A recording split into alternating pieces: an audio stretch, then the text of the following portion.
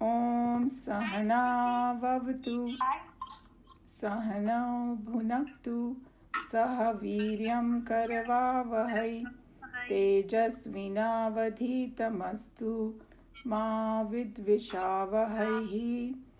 Om Shanti Shanti Shanti.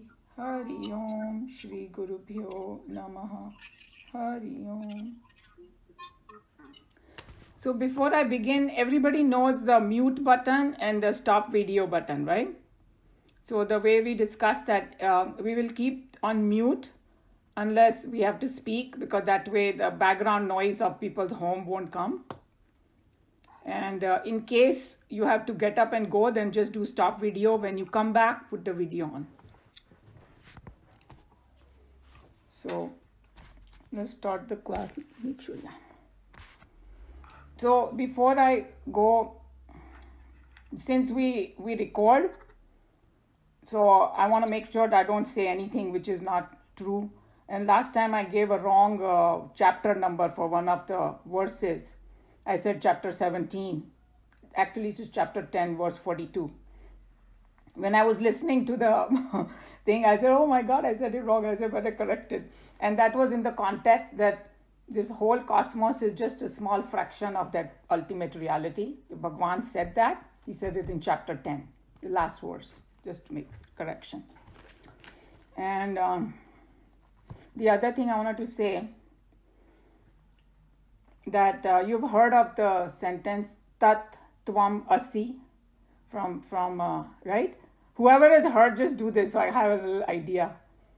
Okay, about half of the people. So what it means is you are that.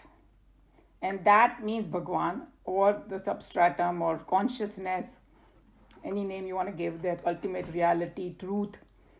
So that's indicated by that.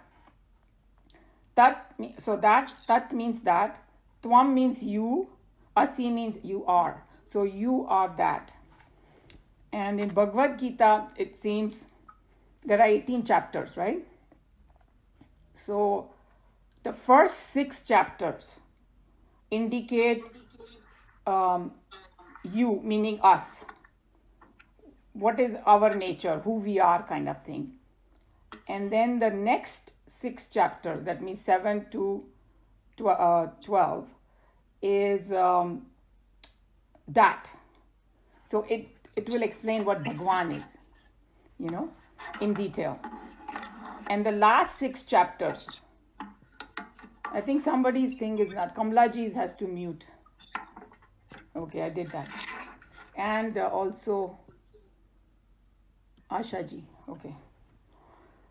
And the last 6 chapters are the relationship between, us and Bhagwan. So that's how they divided Tat Tvam Asi. That's called one of the Mahavakyas of the Upanishads. So just keep that in mind. And the other thing, before I go into the verse, I wanted to tell that Bhagwan is talking about Karma Yoga, and there'll be a lot of revolutionary ideas in there. So don't jump to any conclusion very quickly. And some of the things are going to be, even Swamiji has used some very strong languages and all that. And he's not against meditation. So please don't misunderstand what he's saying. What the Shastras do is, they are called the mirror, meaning we can see ourselves where we are. It tells you the ultimate truth. It's like same thing, like analogy I gave. You go to the doctor and doctor diagnoses you. That time I cannot say, hey, I know better, I can diagnose myself. No, I'm going to the doctor because the doctor is going to diagnose me what my problems are. And then I can take the medicine accordingly, or, whatever changes I need to do in my diet or my exercise, or then I will go towards health. So keeping that analogy in mind, what Krishna Bhagwan is doing over here is he's giving you the science behind this whole thing about karma yoga, meditation and all that. So we have to see where we stand and then go from there. Because as I said, that he's tweaking everything, and then he's going to talk in detail about what meditation is in chapter 6. And then he says in chapter 6 that, think about the self when you are in meditation.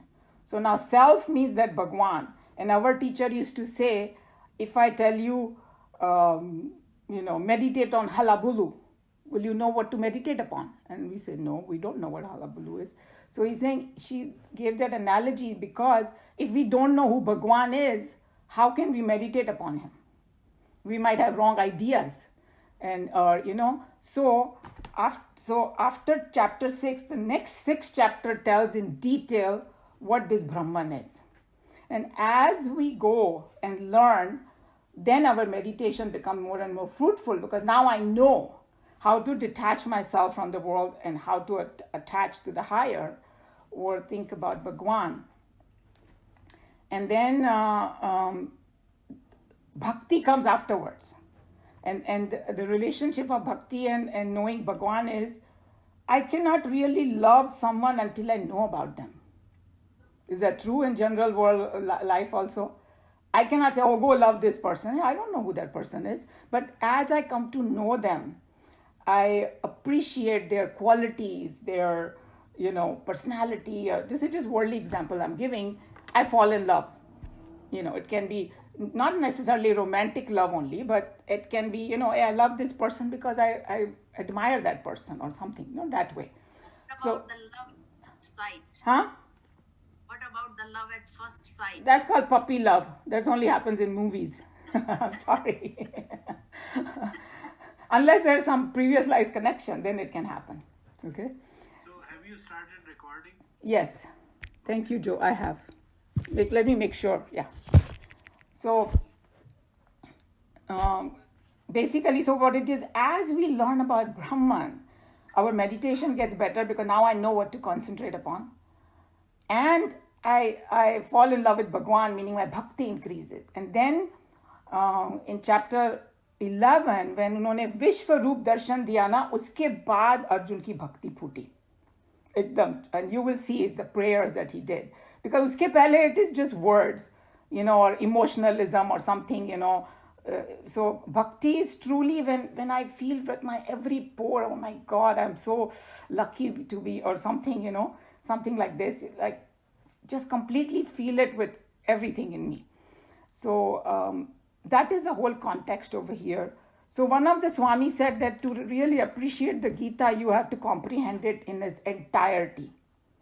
And, because I started studying like maybe 20 years ago, I saw that how in the beginning I was also confused, and how slowly when you continue, your clarity happens. But so if whoever has studied it will see that it will get enhanced when you study again. And if you have not studied it, then have a lot of patience, because some of the terms that he has used over here, it might sound a little confusing. And the reason he used those words, because we had discussed that Arjun already had studied the entire Shastras. So he was familiar with it. But Krishna Bhagwan redefined them for him in a way which was the correct definition. Because over time, this definition gets corrupted and people make their own likes and dislikes in it and things like that, and mess it up, everything.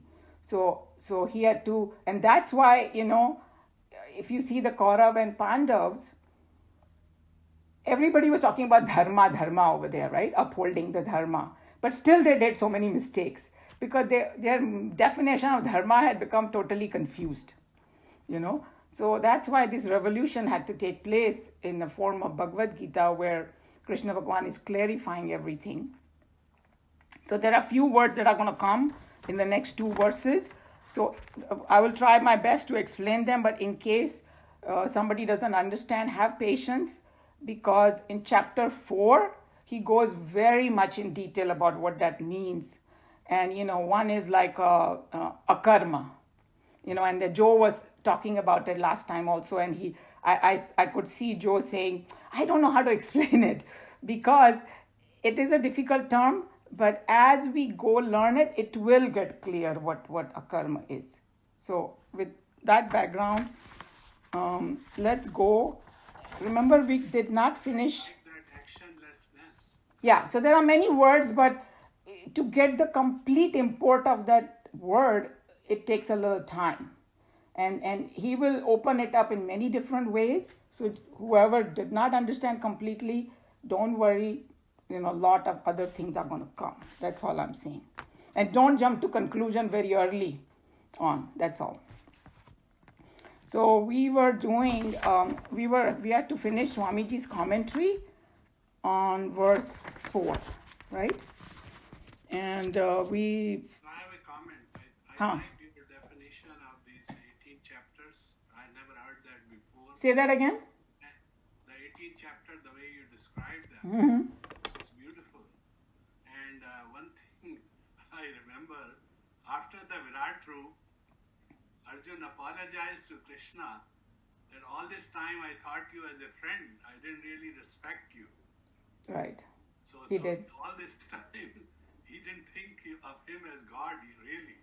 Because, imagine if somebody, you grew up with that person and you had, played with them and you ate together and you had parties together and all that. So you take it for granted. So in his heart, he somewhere knew that Krishna is very wise and everybody respects him and all that. But he didn't know the complete picture of who he was. And he thought he was wise. That's why he surrendered to him.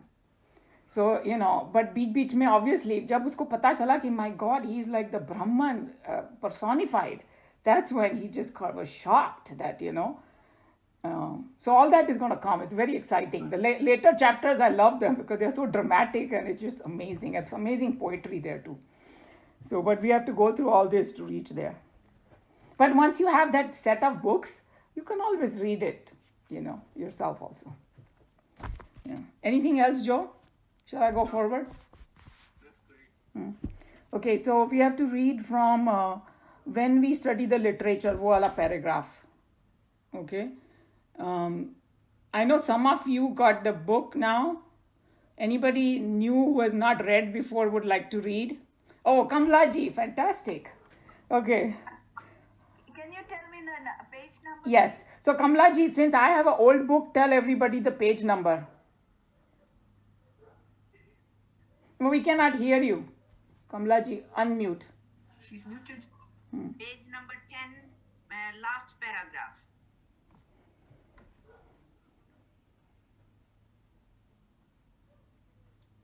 Start? Yeah. Okay. When we study the literature more exhaustively, we come to understand the spatial import in which this term is used. Its psychological analysis is so staggeringly self-evident that having known it, much of our misunderstandings of their own accord retire from us immediately. So let me tell you what he's talking about because I know we start reading in the middle, so we might be confused. He's talking about the word actionlessness. Okay, akarta, actionlessness. So he's saying that Krishna Bhagwan is using that word actionlessness, and we had discussed in detail. If you take a literal translation of that meaning, like koi kaam dhaam mat karo. So he's saying that Swamiji said, oh my God, he was also horrified when he heard. He said, कि ये वेदांत सबको क्या lazy बनाने वाले हैं क्या? Like, when you have not studied the whole thing. But then he's saying that once you understand the special import, its psychological analysis is so staggering, sorry, I can't even say that word. Yeah, thank you. Self-evident that having known it, much of our misunderstanding of their own accord retired completely. Means once we know what it is, like Joe was saying, that he understands that term so well that he just wants everybody to know that word. But it's going to take a little time, that's all. Spiritually, as the self, every one of us is all full and perfect.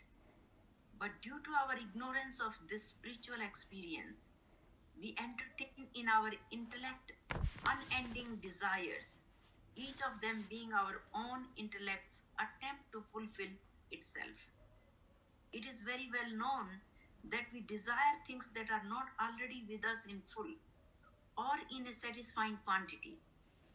As the desires in us, so are our thoughts. Thoughts are the disturbances created in our mental zone by our desires. At every moment, the texture and quality of our thoughts are directly conditioned and controlled by our desires.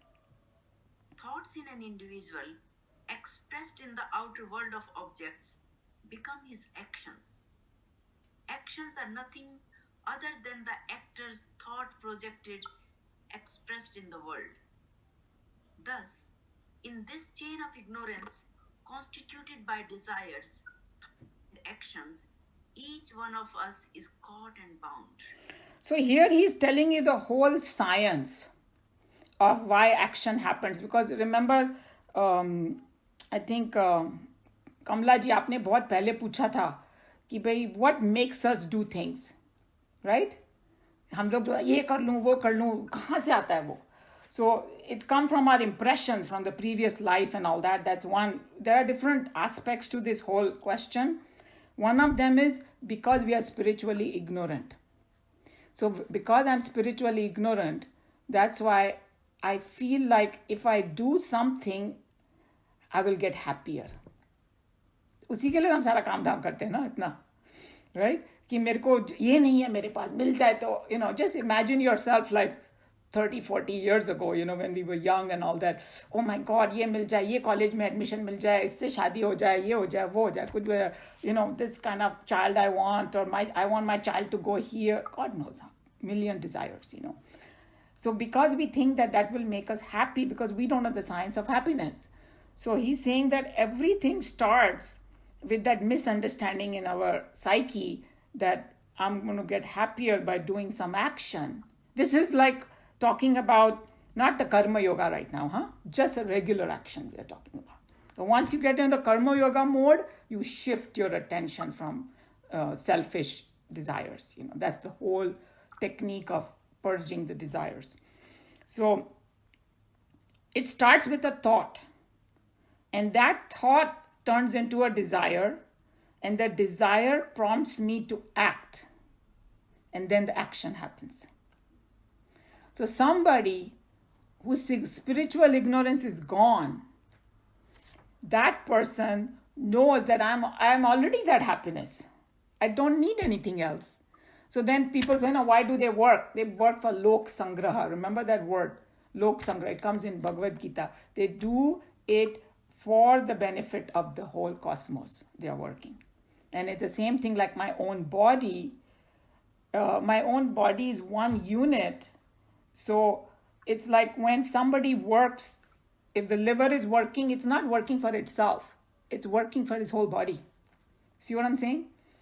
Heart is working, pumping the blood for the whole body. If some hurt I get, the entire body comes together to take care of it, our defense system or whatever, So this individual who has become like a self-realized, he's working because not to gain something for himself or for his personal desire. He's working for the benefit of the entire cosmos.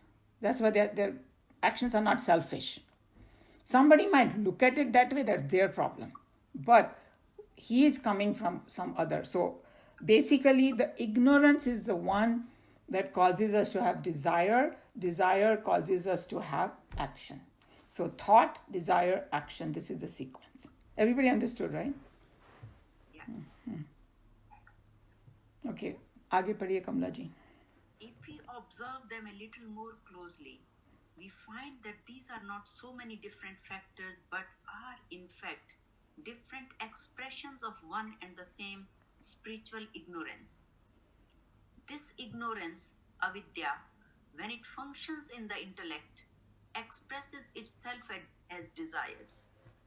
When the desires, which are nothing other than the ignorance function in the mental zone, they express themselves as thoughts.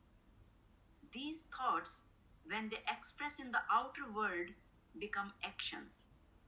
Naturally, therefore, if the Supreme can be defined as the experience beyond ignorance, it must necessarily be true that the self is the state of desirelessness or the condition of Thoughtlessness. thoughtlessness, or the life of actionlessness. So there are three words he used: desirelessness, thoughtlessness, and actionlessness. So basically, because that person has transcended the mind, body, intellect. And then Joe always talks about he works from that universal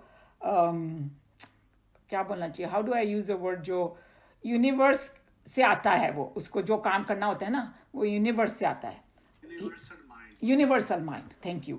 So he's working from the universal mind and not his own mind. That's why he at his own mind level is desirelessness, thoughtlessness, and actionlessness. So maybe I hope that this makes it clear why they are using these words, because this is right now too early in Bhagavad Gita, but he's going to open it up more. And the other way to look at it, we have discussed it, that become a witness. Right? We have discussed this so many times, that become the witness. So when you become a witness, that's when you are in this desirelessness, thoughtlessness, and actionlessness, because prakriti to kaam karti jayegi. और अभी वो he's going to open it up in next two verses, that जब तक हम जिंदा हैं काम कभी खत्म ही नहीं हो सकता.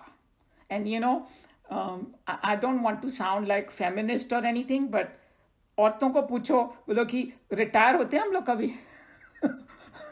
It's like, huh? We are like Mother Earth who never retires. Yes. Well, the nature, Shireen, everybody in nature doesn't retire. The sun is going to keep burning until it's gone, right? So we are the one. So we are the same way. And I'm just joking. Men also have their own things that they do. Nobody can just sit doing nothing. And then Krishna Bhagavan is saying, if somebody thinks I'm doing nothing, they are the biggest fool on this earth, because all the bodily functions are happening. The blood is flowing, the heart is pumping and all that. And or he's going to also say, thought ko band karke dekho. Oh, but you cannot stop the thought, you can transcend the thought. That's the whole thing.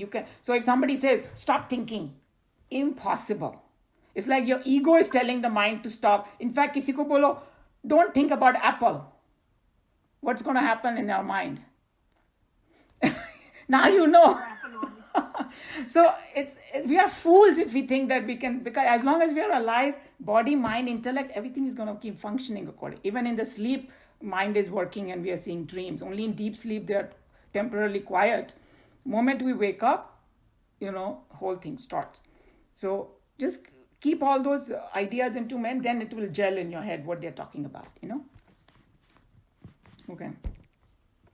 At the time, Gita, this all accepted philosophical tradition was so very well known among the general public that when the Gita was declared to a typical representative of an average man of intelligence, Krishna did not have to pause and define this very familiar term that indicated truly the goal of life. Next. Oh, you because in mine it's the same paragraph. So okay, let me just explain this. So I told you already that basically he using these words because everybody knew those words. He's just going to redefine them a little more. But होता नहीं कि एक मेरे को शब्द मालूम है, मेरे को कुछ मालूम है उसका, और मे भी हो सकता है मैंने अपने माइंड में रॉन्ग आइडियाज बना ली हो, पर वर्ड मेरे को फेमिलियर है. That's why Krishna Bhagavan used this word, Naishkarmya. Remember? Yeah. By mere renunciation of action, sannyas, no one affirms perfection. Running away from life is not the way to reach the highest goal of youth. Your voice is kind of cutting. Sorry, आपका voice cut हो रहा है. मेरा? अच्छा. हाँ. आपका internet is, you're close to internet, I hope. Internet is unstable. Yeah, unstable है आपका internet. Okay. You can't do anything about it. Okay, let's try one more time, then maybe somebody else can read, huh? Yeah, okay. By mere renunciation of action, sannyas, no one attains perfection. Running away from life is not the way to reach the highest goal of youth. Arjuna's intention, you may remember, was to run away from the war and therefore this misguided Hindu needed to be re-educated in the right understanding of the immortal culture of the Vedas. For this purpose, the divine song was given by Krishna. So here now he's very clearly he's saying that running away from life is not called sannyas. मैंने तो संन्यास ले लिया है. Lot of dhongi sannyasis are there too, who I like one dristant very much. There was one sadhu, वो सब कुछ उसने छोड़ दिया. हाँ, फिर वो एक पेड़ के नीचे बैठने लगा, अपना कुछ मेडिटेशन वगैरह करने के लिए. फिर एक दिन क्या हुआ कि वो थोड़ा इधर उधर चला गया था, मे बी भिक्षा लेने गया होगा, कोई और साधु आके बैठ गया वहाँ पे. तो वो आके बोलता है ये तो मेरी जगह है, उठ यहाँ से. So see what I'm saying? He got attached to that place. So that's the kind of sannyasa he's warning you against, that don't have this kind of false thing just because you wore those clothes and sitting under a tree that you become a sannyas, or oh yeah, I have dropped everything, I have given up everything and all that. That's not called sannyas. And then Arjun को भी वो ये सन्यासी बनना बहुत अच्छा लग रहा था वो टाइम पे, because then he could run away from the war. So what does it tell us? That hey, whatever my life is, I can still keep doing that if it is necessary to do it, and I can evolve. Because somebody was saying that how Arjun's killing people became the what should I say, a means to rise in his spirituality. Such a horrible act, and not killing ordinary people but his own, but because he was doing in a karma yoga mode. He was not doing it for his personal gain. And the moment he started thinking about personal gain, that's when he had the Arjun Vishada Yoga ho gaya usko. Oh, I can't do this, I can't do this. वो अपनी duty भूल गया and all that. So those are the take for us, that you don't need to change anything, you don't need to run away from anything. Whatever your plate, God has put things in your plate, you can do that and evolve if you have the right intention and do in the karma yoga mode. So somebody else, you want to finish? Okay, there is only one paragraph. Go ahead. Through action to a purification of the inner instrument, applying which the seeker walks the path of knowledge to reach ultimately the spiritual destination of self-rediscovery, is in a nutshell the technique of self-development is indicated in Vedanta. Hence, it has been often quoted by all great writers of Hinduism. So, through action to a purification of inner instrument. So, what does karma yoga do? He's telling you, जो हमारा inner equipment है, intellect and mind, that gets purified, and then the path of self knowledge dawns upon us. So, like last time when Joe was saying, I don't know how to make you guys understand. So basically, we'll understand when our mind gets purified. So as we are studying the Bhagavad Gita, as we are doing the karma yoga, अपने आप धीरे धीरे वो deeply जाएगा हमारे mind में कि what is akarta and all that. Until then, we have to keep doing it. So it's like, and I gave the example of the doctor. You go to a doctor and you tell him, just give me one medicine real quick and I want to get better tomorrow. He's going to say, no, you have to do this, this and this, then you will get better, Take change your diet, do the exercise and all that. It's a lot of hard work.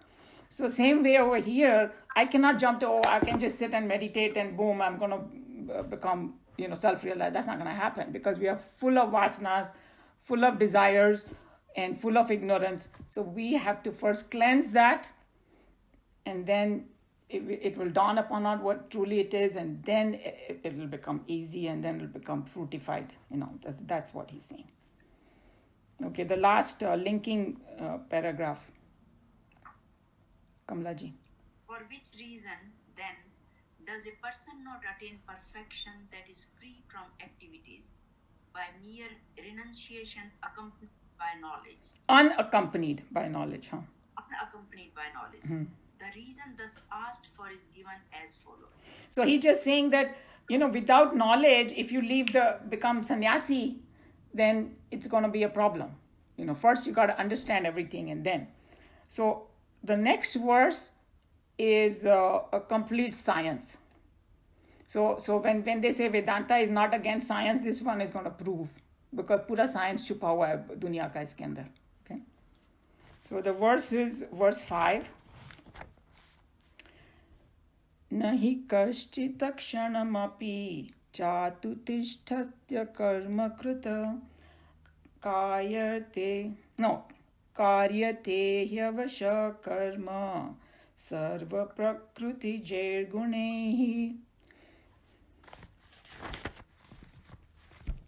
No is not, he is indeed, kaschita, anyone, kshanam, a moment, even for a moment, that's what, api is even, jatu, verily, tishtati, remains, akarma, krut, without performing action, karyate is made, he is for, avashaha, helplessly, karma, action, sarvaha, all, prakriti jaihi, born of prakriti. The word ja is always used as birth. So prakriti jai means born of prakriti. Gunehi, by the qualities. And here when he says guna, it means the three gunas, sattva, rajas and tamas. So anytime the word guna is used, that's what it means. I will explain a little bit what it means over here, but there's a whole chapter on gunas in Bhagavad Gita. It goes so much in detail.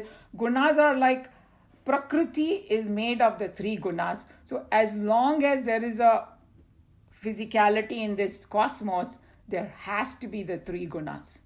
It cannot be, it's like the ingredient it's made up of. So that's something we cannot escape. As long as we are alive or this world is around, the three gunas are going to be there.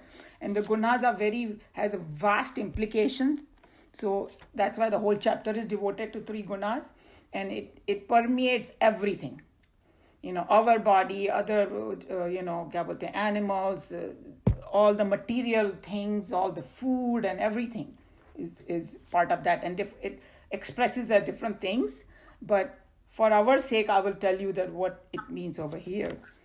And the other word over here is akarma. I already told you that we have to, a little bit we'll explain, and I have already explained, but it's going to open up a lot more in chapter 4. So those are some of the words. But let's see the English translation. So who is a new person who got the book, want to read? Yeah, great. Smriti ji. I did. So just read the verse 5, the English translation right now. All right. Verily, none can ever remain, even for a moment, without performing action. For everyone is made to act helplessly, indeed, by the qualities born of Prakriti, nature. Okay, so here he's saying, none can ever remain, even for a moment, without performing action. Because sometimes हम लोग को लगता है कि हम लोग ऐसे आलती पालती मार के बैठ गए, हाथ जोड़ लिए, पाँव फोल्ड कर लिया, I'm not doing any action. He's saying you're fooling yourself, because action is such that to be alive means action, So now, what did he mean by that? And I already gave some indication that even if I don't do anything, bodily functions are happening. I'm breathing. That also comes under action. My heart is pumping. All the panch pranas are working inside. That comes under action. And then even if I sit down and I made my body still, but my mind keeps racing, that also comes under action. Thoughts, because the subtle action. So here the definition of action is very vast over here. So if you think from that perspective, then you will know that even for a moment we cannot live without action. So, and everybody is made to act helplessly, because हम लोग के जो संस्कार है ना हमारे अंदर from a previous life, it's going to make you do things. And that's why he told even Arjun that you think that you want to become a sannyasi and go and meditate, तू वहाँ जाके भी युद्ध शुरू कर देगा. उधर जहाँ भी बैठेगा. Because his tendency was that. He was like, firstly he was full of desire and things like that, so he had to do the karma yoga. But क्षत्रिय होना, जो उसकी जो क्वालिटीज होती है ना नेचर की, वो तेरे में है. So what Krishna Bhagwan recommends is take your quality, whatever it may be, divinize it. Use it for lok sangraha. You see the technique here now? That you are born with certain tendency. Instead of doing it for self aggrandization or selfish motives, use it for lok sangraha. That's how you purge the vasana and you don't create new ones. So that's another very big tip of when he's telling it.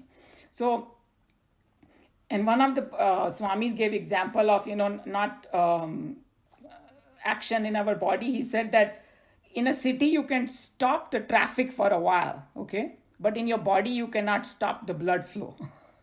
See what I'm saying? That I thought that was a very good example. And then he's saying that another example he gave us was very beautiful. He's saying we think that we can stop the action. Prakriti is constantly moving. That is one of the nature of Prakriti. Prakriti cannot sit still. It's constantly. And he said, look at an atom. Can you tell the atom that, hey, stop working? Meaning, उसके अंदर जो proton, neutron जो भी चल रहा है अंदर, उसको तुम बोल सकते हो रुक जाओ? No, that's action. And then he said, you can't even change the gati of them.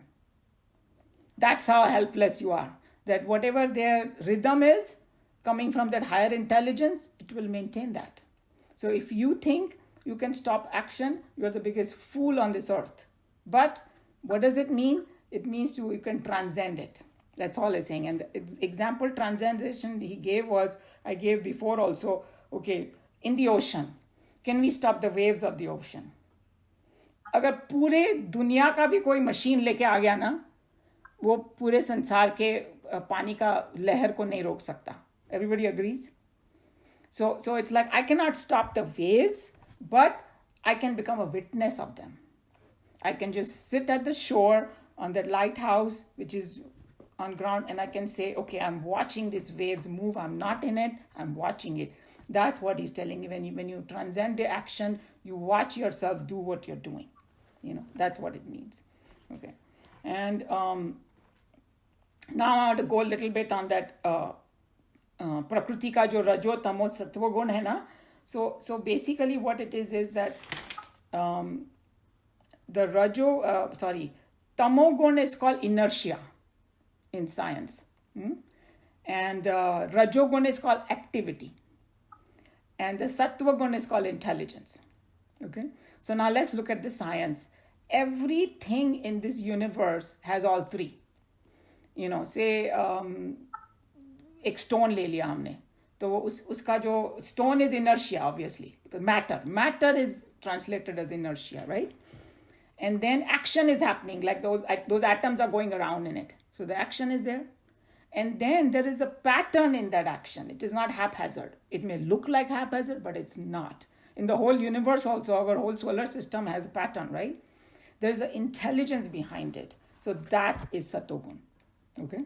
And then say, for example, a creature le lo, ant ko le lo. Okay? Ant has a matter. It's made up of matter, all the Panch Bhutas. That's the inertia, or that's the Tamogun. And then it has activity. Ant ki activity, we know in San Diego, we see ants a lot.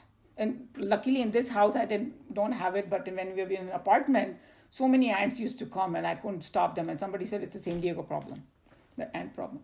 But anyway, ants do so much activity, that they keep going, they make things, and also there's activity. That activity is not haphazard. They can build whatever their ant hill. Somebody was saying that ant hill is like a tall skyscraper. That imagine, इतनी सी ant है और इतना बड़ा ant hill बना लेती है. And then it is उसके अंदर उसका पूरा pattern है. और bee को देख लो, कुछ को भी देख लो. All three things are there. So just remember that that's how this Prakriti is made. And since it is made up of those things, you cannot stop action. And the other thing is our own sanskaras. We are born with sanskaras, and the sanskaras will push you to do action. And no matter what somebody says, it will keep doing that. So those are the things which propel the action. So with that background, we can go and read Swamiji's, and he will clarify a little more stuff. And the other very interesting thing, one of the Swamis pointed out, I thought I'll share it with you. He's saying that जब हमारे में तमोगुण ज़्यादा हो जा, because गुणों का ये है, तीनों गुण हमारे में होते हैं हमेशा, as long as we are alive, right. But उनमें एक खासियत है कि जब एक गुण प्रधान होता है, means it expresses more, the other to get into the background. So when I'm feeling very, clear in my head, and Satogun is active in me, and I feel like, meditating, and I feel like being very nice to everybody and sweet and all that.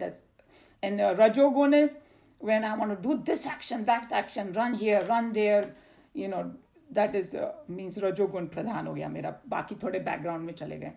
Tamogun is I don't want to know anything, I just want to lie down, I just want to sleep, please get away from here. Remember, we get into that mode when we are sleepy and all that, tab tamogun pradhan ho gaya, other two are gone in the background. So jab tamogun pradhan hota hai na, to we go close to the matter. Earth is matter. So bola ki we start lying down sitting, matter attracts matter kind of thing. So tamogun mein we become lazy and go more to the ground and flat ho jate hai pura. When we lie down, we are closest to the ground. So that was a very good way to remember what tamoguna is. Okay, any question on what I just said? I have something to say. According to my book, it says the sattva is the positive or elevating energy, and rajas is neutral or activating, and tamas is negative. So if you are in a tamasic activity, that means you're unhappy and you're abnormal, or you're doing evil activities. And rajasic is energizing activities. This makes one person normal, and you're disciplined in your mind and in the body. And sattvic, when you're in the sattvic mode, then you're doing more spiritual activities, and you're trying to awaken the God consciousness in you. True. So you can remember, like, the sattvic is positive, rajas is negative, and rajas is neutral or activating, and tamas is negative. So there is one danger in doing what you just said very early on, that, like I said, we cannot get away from all three. So this whole chapter of the gunas is very, very vast, and we have to understand in the right context. So if we put it in a negative or positive box, there'll be a little problem, because, like, that's why one of the Swamis explained the way I did. I thought that was very beautiful, that all three are there. What you are saying is that we have to increase the sattva to gain knowledge, and that's why the other two becomes a little negative, in a sense कि we want उसको हम background में रखना चाहते हैं. फिर जब हम not like that, all three are there. So when you're in unhappy mode, then you know you're in tamas mode, okay, you know something about it. Yes, okay, from that perspective, true, whatever you said is true. And as I said, that somebody wants to study this ahead, then there is a whole chapter on this. Chapter 17 is on gunas, so you can very much in detail. If somebody has 99% tamas, he enjoys his tamas, so he's never unhappy. Then you can say that he's like in a like a mode. There's a collective tamas going on now in USA, USA is very rajas actually, because everybody is running. Ask anybody, whether a 5-year-old child or a 95-year-old, he says, I'm very busy. That's rajas, Tamas is like certain parts, like when I went to one of those countries, I forgot the name. What is that one island is there that America owns? It's not coming to me. There's a beach and all that. Everybody lazy. You know why? Because America gives them aid, so they don't work. They just lay on the beach, and that's tamas. Is it Puerto Rico? Puerto Rico, yes, Puerto Rico. True. So that's what there are. Boliye Kamla ji. I explain this with the chakras. We have 7 chakras in our body. Mm-hmm. So the bottom 3 chakras are tamas. Mm-hmm. Our Manipur, Mooladhar, Swadhisthana, and Manipur, they are mostly tamas. Mm-hmm. And then comes our Anahat chakra and Vishuddhi chakra. They are mostly Rajas. And then comes our Agya Chakra and Sahasrar Chakra. They are mostly Sattva. Satguna. Very nice. That's Yeah. So you will so see that this topic is so vast. So we can have 2 or 3 classes, but don't worry, it's coming. A lot of it is coming. So for our purpose right now, just remember that Prakriti is made of 3 gunas. We cannot get away from it. Yes, it's a good idea to have the sattva in the front and other 2 in the back. That's all. Okay. So any other thing before we read Swamiji? All right. So who was reading it? The only comment is that God is beyond the 3 gunas. Yes. yes.